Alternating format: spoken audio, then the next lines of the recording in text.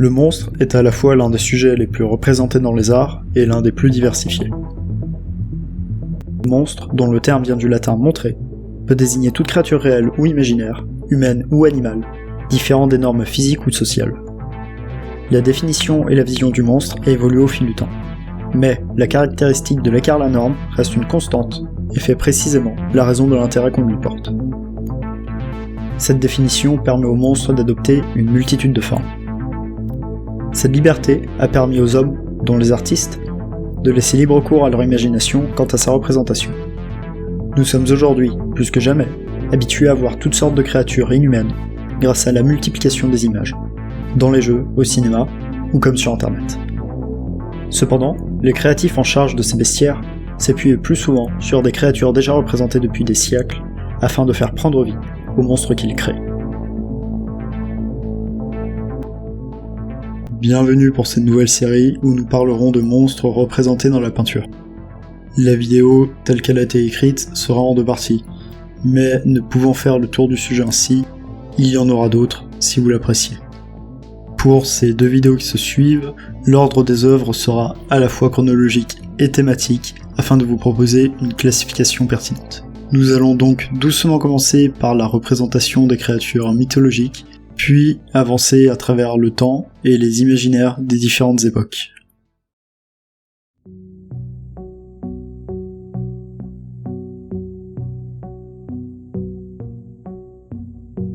En matière de monstres, plusieurs origines antiques me viennent en tête.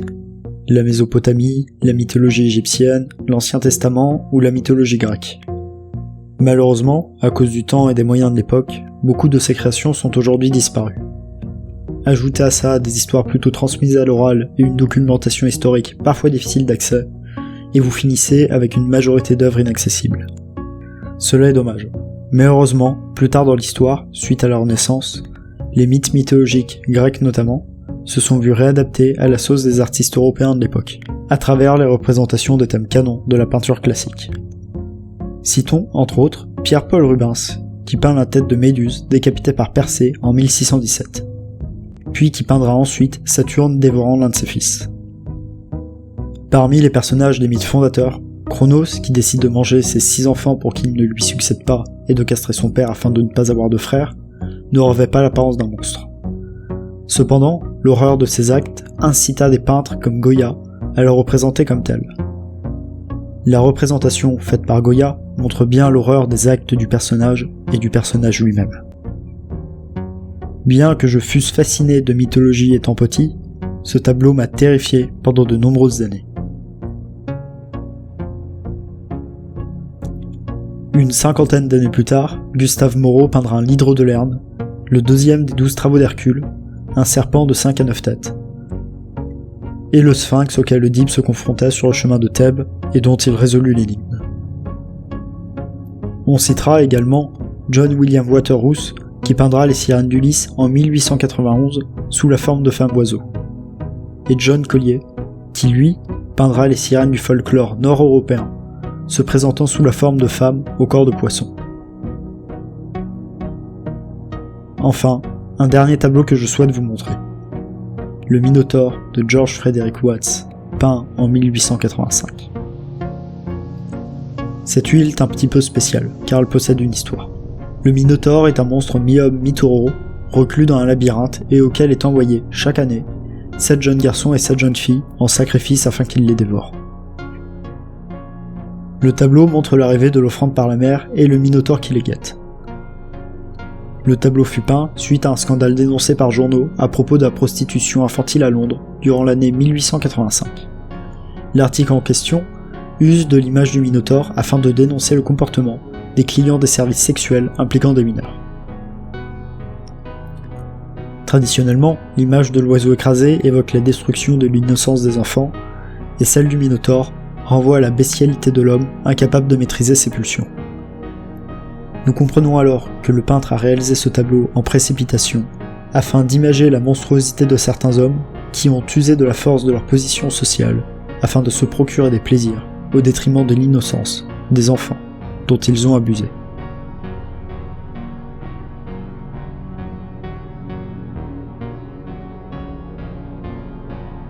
Nous allons donc maintenant avancer de quelques siècles et parler de la représentation des monstres à partir du Moyen-Âge.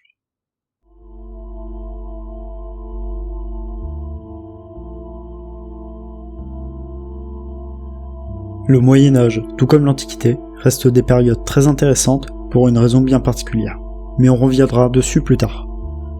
Un autre problème de ces périodes, évoqué précédemment, est la disparition des œuvres à cause du passage du temps et des moyens mis en œuvre. Par conséquent, je vous propose de nous concentrer sur les œuvres religieuses qui sont les plus nombreuses, et sur une période assez avancée, c'est-à-dire à partir du XVe siècle. Le monstre religieux de l'époque est le démon. Les représentations picturales de démons les plus communes se font généralement sur les enluminures des manuscrits. Mais je vais directement parler de représentations plus ambitieuses des démons et de l'enfer chrétien. Cette vision de l'enfer de Hans Milming, peinte en 1445, résume assez bien l'image qu'on a du démon. Les démons, évidemment, se trouvent en enfer, remplis de flammes, conformément à l'imaginaire de l'époque, et ici, nous en voyons deux. Le premier démon est un monstre humanoïde. La première chose à remarquer est la présence du double visage, dont un sur le ventre, qui revient régulièrement. La deuxième est la nature androgyne du démon, que l'on retrouve parfois. Enfin, le troisième point important est la nature mi-homme, mi-animal du démon, soulignant sa bestialité, ce qui est une constante dans l'art de l'époque. Le deuxième démon, en bas, est un grand monstre à la gueule grande ouverte, qui avale les damnés par dizaines. C'est une figure courante illustrant l'entrée des enfers, nommée la gueule de l'enfer.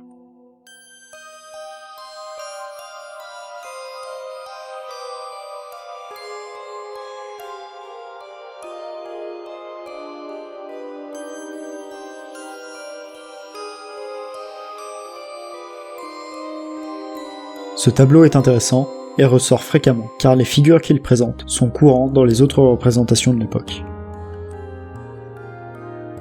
Je voudrais juste faire un aparté et parler de la banderole au-dessus. Il y est écrit en latin « Il n'y a pas de rédemption en enfer ».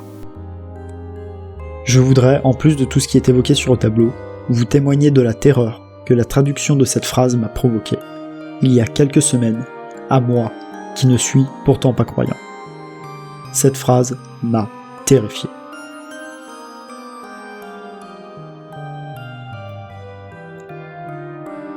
Le jugement dernier, ici de Fra Angelico, est également un autre sujet commun de l'époque. L'enfer, pour des raisons de narration, est souvent représenté en bas à droite. Ici, l'idée est de séparer chaque partie de l'enfer afin d'y faire rentrer une catégorie de pécheurs dans chaque case. Est donc réservé en enfer une place pour les ascétiques, les gloutons, les coléreux, les envieux, les avares, les libidineux, les orgueilleux, et, pour les blasphémateurs, dévorés par Satan. Ce même démon ne sort pas de nulle part, puisque Giotto di Bandone le représente déjà en 1306, et cette figure ne cessera de revenir dans des œuvres multiples. Un monstre similaire peut se trouver sur une autre représentation du jugement dernier de Fra Angelico. Un point important est la multitude de couleurs utilisées pour représenter les démons, notamment la présence du bleu, utilisé, en fait, afin de faire ressortir le noir, déviant de nos représentations.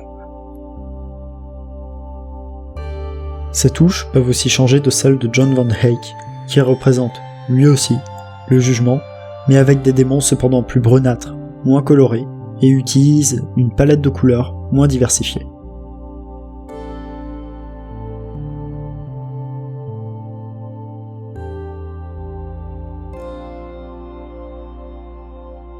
Je fais encore un aparté sur les textes dans les tableaux. Je ne parle pas latin, et là où, jusqu'ici dans mes recherches, j'ai toujours réussi à traduire les textes, sur ce tableau, j'ai buté à cause de la police.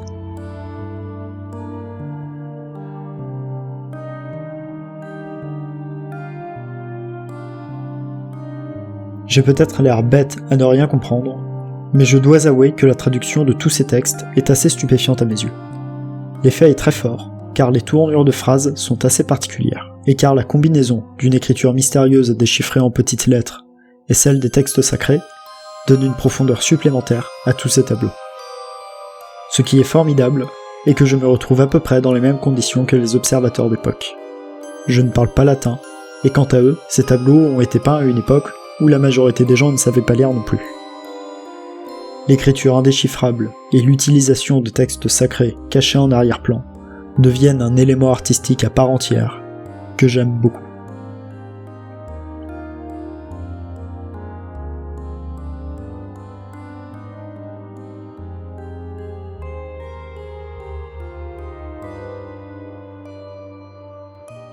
Alors là, je vous ai présenté plusieurs représentations religieuses du Moyen-Âge tardif. Maintenant, j'aimerais me concentrer sur les représentations d'un artiste religieux de cette période en particulier. J'aimerais vous présenter le travail de Jérôme Bosch, notamment le panneau droit du Jardin des Délices.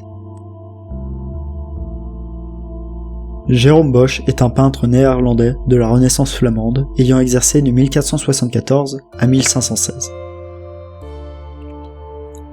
Ses œuvres vous disent probablement quelque chose, et pour cause, elles sont de véritables objets de curiosité. Bosch est habitué à représenter l'homme à travers les scènes des textes religieux, mais aussi et surtout les monstres qui viennent le tourmenter. Dans Le Jardin des Délices, les 3 panneaux servent de support chronologique à la narration. Nous avons le commencement au Jardin d'Éden, puis l'humanité à son apogée, et enfin le tableau qui va nous intéresser, le déluge. Les monstres créés par Bosch sont dans la continuité des créations du Moyen-Âge. Cependant, contrairement aux représentations précédentes, le dessin détaillé et la manière de structurer le tableau par Bosch permet d'isoler les monstres. Ce que nous voyons sont en réalité diverses petites scénettes, chacune réfléchie et travaillée indépendamment, ce qui veut dire que chaque monstre les accompagnant a été créé sur mesure. Bosch peint donc ces monstres de manière individualisée, ce qui change donc des représentations en masse vues précédemment.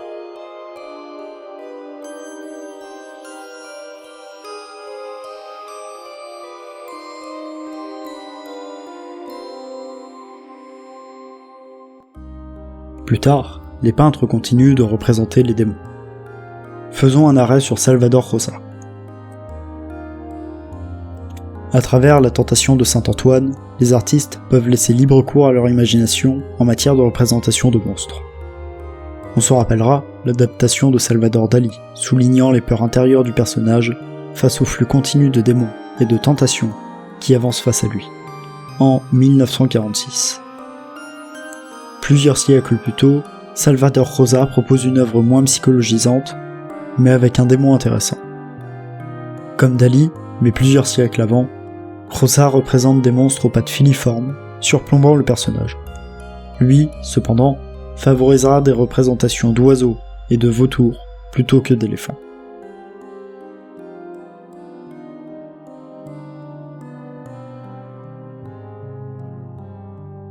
Pour terminer cette partie sur les démons, je vais aborder quelques œuvres de William Blake.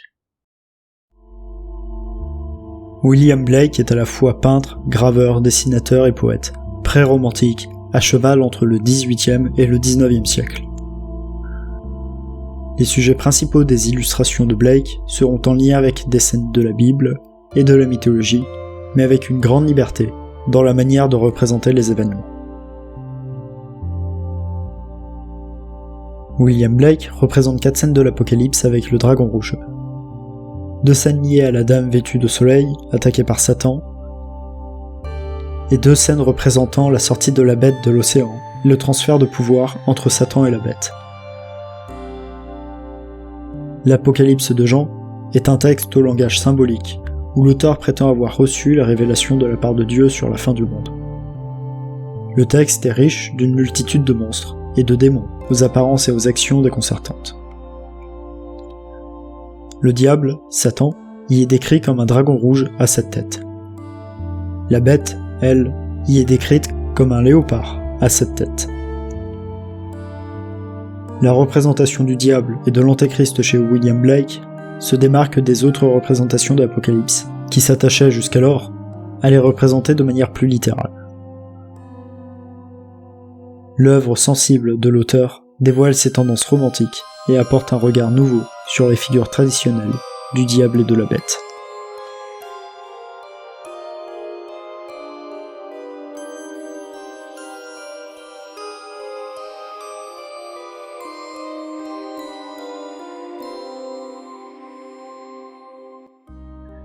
Maintenant, nous allons progressivement nous détacher des monstres issus du christianisme et parler de traitements et d'imaginaires plus modernes, c'est-à-dire à partir du XVIIIe siècle.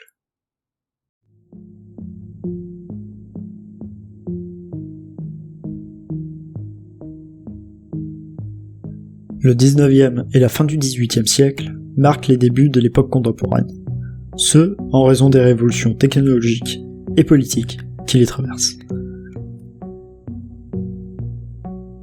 Le changement de paradigme pour la société occidentale, passant progressivement d'un monde traditionnel et religieux à un monde nouveau guidé par l'homme et la science, se répercutera évidemment dans l'art et ses sujets.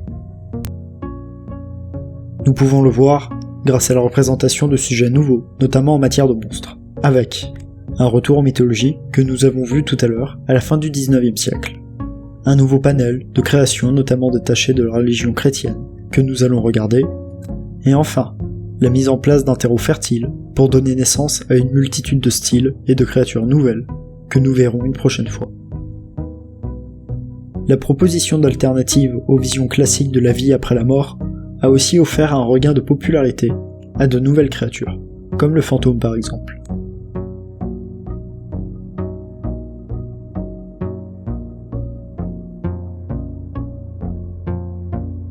Mais des changements de représentation de monstres classiques permirent, avant, la transition, comme ce fut le cas de la sorcière.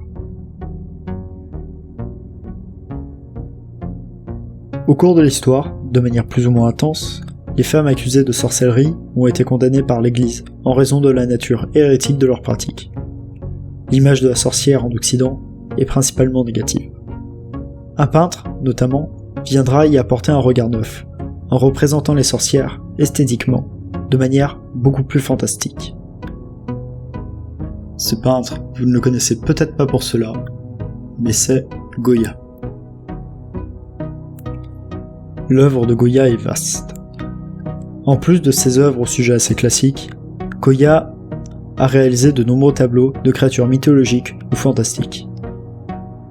On va en regarder quelques-uns. Au-delà des monstres, l'œuvre de Goya est remplie d'un grand nombre de tableaux à l'atmosphère lourde et inquiétante. La majorité d'entre eux se trouvent dans sa période des peintures noires de 1819 à 1823. Mais ce n'est pas le coup d'essai de Goya en matière d'épouvante. Ici, le colosse de Goya, lui-même inspiré du dessin qu'il avait réalisé quelques années plus tôt.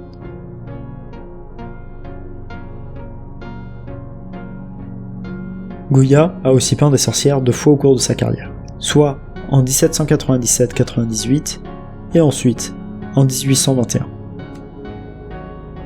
Goya réalise entre 1797 et 98 une série de 6 tableaux.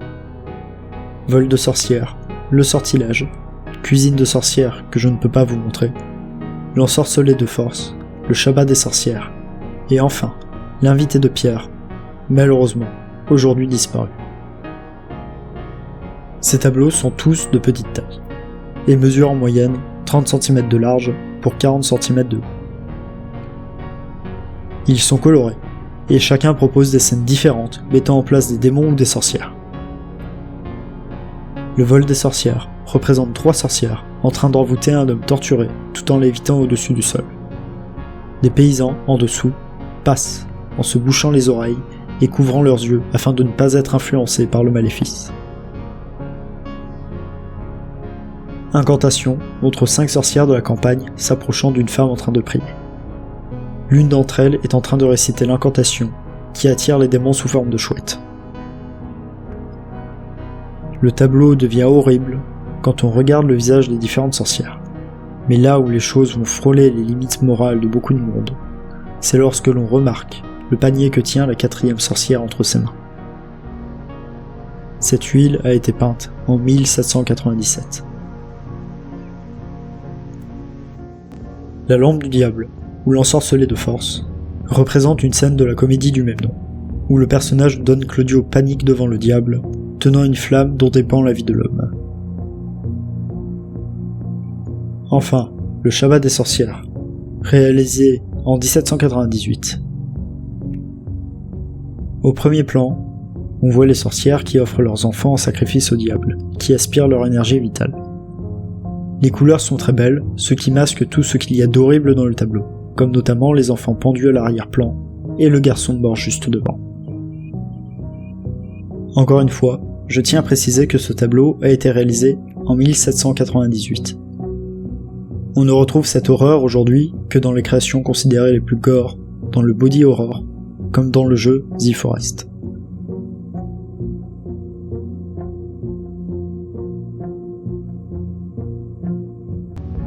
Enfin, la dernière œuvre qu'on va traiter de Goya est la seconde représentation du Shabbat des sorcières, qui a été peinte 20 ans plus tard, entre 1821 et 1823. Le sujet est représenté complètement différemment. La peinture est déjà plus grande puisqu'elle mesure 1m40 de haut pour 4m40 de large. Les couleurs sont plus sombres, confinées dans des teintes sépia, et les visages sont difformes, grossiers, rendant volontairement les personnages qui écoutent bêtes et idiots. Le bouc est représenté de dos, de sorte qu'on ne le voit pas. 3 personnages se distinguent et ont tous le visage caché. Le bouc, la femme assise à ses côtés, et la femme assise dans le fauteuil, perpendiculairement à toute la scène. La messe est obscure et inquiétante, sans qu'on en sache rien. Goya a énormément peint au cours de sa carrière, et les représentations de monstres ou de créatures fantastiques ne sont pas les seules peintures au sujet sombre de Goya.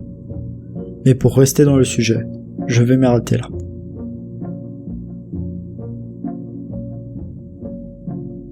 Pour clore la première partie de cet épisode, je vous propose de faire un bond de 50 ans en avant et de vous parler d'Odilon Redon. Redon est un peintre et graveur bordelais de la deuxième moitié du XIXe siècle, rattaché au symbolisme, alternant entre des huiles colorées ou des gravures en noir et blanc. Un aspect étrange se dégage des œuvres de Redon.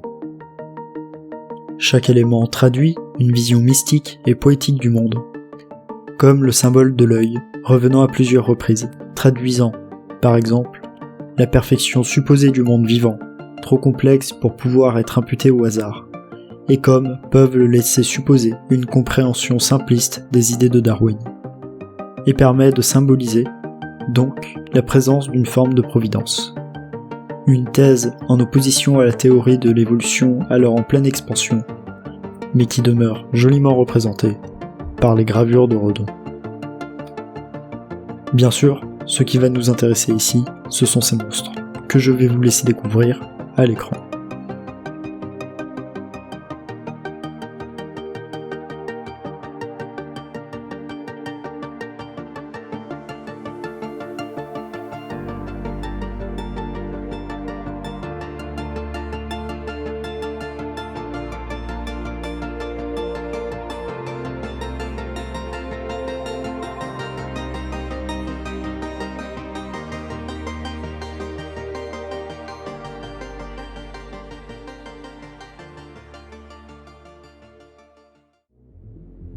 Voilà, la première partie de ce hors-série est terminée, j'espère que le sujet vous plaît. La vidéo sera plus longue que ce que j'ai l'habitude de faire, ce qui demande forcément beaucoup plus de temps et plus de moyens. Si vous voulez me soutenir, que ce soit dans les commentaires, en faisant connaître mon travail ou via des dons, je vous y invite, et vous pourrez trouver les adresses en regardant dans la description. Le prochain épisode sortira dans 2 mois, ce qui correspond à mon rythme de publication normal que j'essaye de maintenir. Je vous remercie d'être resté jusqu'à la fin, et je vous dis à la prochaine fois.